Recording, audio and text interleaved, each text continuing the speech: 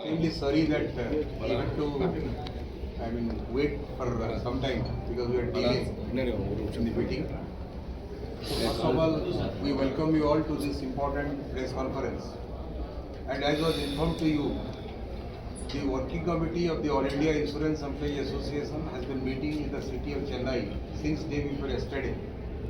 And after some time, this will be concluding.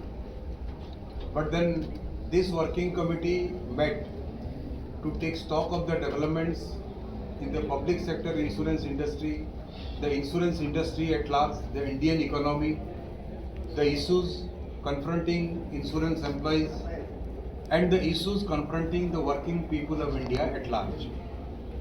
And after a thorough discussion for over 3 days, the working committee has taken some important decisions in defense of public sector insurance industry, in defense of the interest of the employees, and in defense of the working people of this country at large. As you would have seen, the government of India intends to further liberalize the insurance industry in India. With this in mind, the government has proposed some sweeping changes to the insurance laws of the country. And the most dangerous of the reforms that have been proposed, they want to increase the foreign direct investment limit in India's private insurance firms from the existing 74% to 100%. Our working committee has decided that if the government goes ahead with this proposal and they try to pass this bill in Parliament, insurance employees in both LIC and public sector general insurance companies, they will be going for strike immediately after this bill is passed. Our understanding is that there is absolutely no need to increase foreign direct investment in insurance industry. The present limit is 74%. But you will be surprised to know, as per a report of the Honorable Minister of State for Finance that was placed in the Rajya Sabha, against the current limit of 74% foreign equity, till now, the foreign equity limit in private companies is only 32%. So forget about 74%, even 50% limit has not been reached.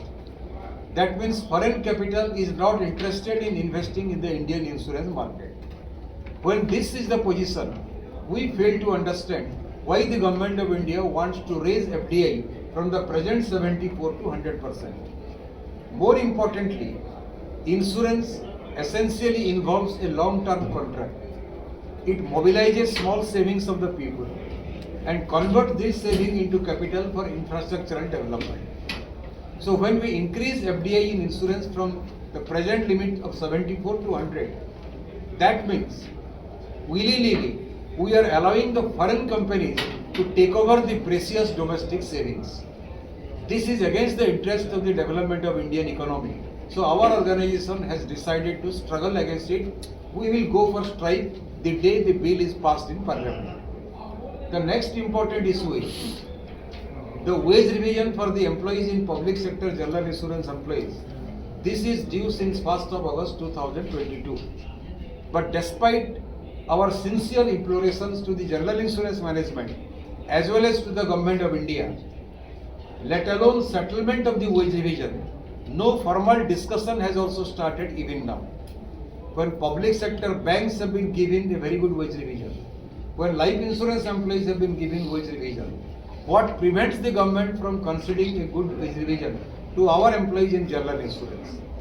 Apart from wage revision, there are two or more important issues relating to the question of family pension and the management's contribution to the national pension scheme for those employees who have joined general insurance after 1st of April 2010. Our demand is that the government of India and the GIPSA management should consider this demand.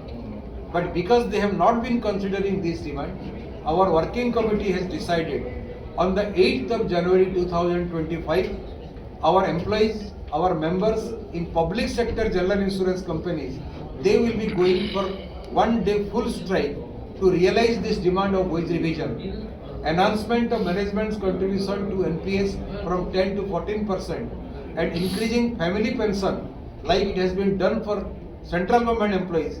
It has been done for bank employees, other sections of the employees from the present 15 to 30%. Thirdly, our working committee, it discussed a lot about the issues pertaining to the youth and unemployed of this country. While the government claims that India has become a Viksit Bharat, unfortunately, the unemployment rate in India today is 9.3%. And there are estimates by some independent research agencies. The unemployment situation is as bad today as it was never before in the last 70 years. So our understanding is that when LIC as an institution is doing tremendously well, LIC is registering huge growth and giving huge dividends to the government of India, there should be recruitment to the class 3 and class 4 cadres in the life insurance corporation. But in spite of our demands, the LIC management as well as the government of India, they are silent for the last 5 years. Their constant refrain is that we are working out the vacancies, but till now they have not come out with the vacancies. The working committee firmly resolved, enough is enough. We cannot wait any longer for further recruitment. If there is no recruitment in LIC, how can you improve upon our policy servicing? LIC is such a wonderful public sector institution. If the youth are not employed in LIC, then how can the problem of unemployment be addressed in our country? With this twin objective, we have decided we will give an ultimatum to the LIC management. If they fail to come out with the recruitment notification, immediately, starting from the month of February, we will launch serious struggles, including the question of strike action demanding recruitment to class 3 and class 4 cadres in LIC. These are the basic understandings of the decisions of the working committee of the AIA.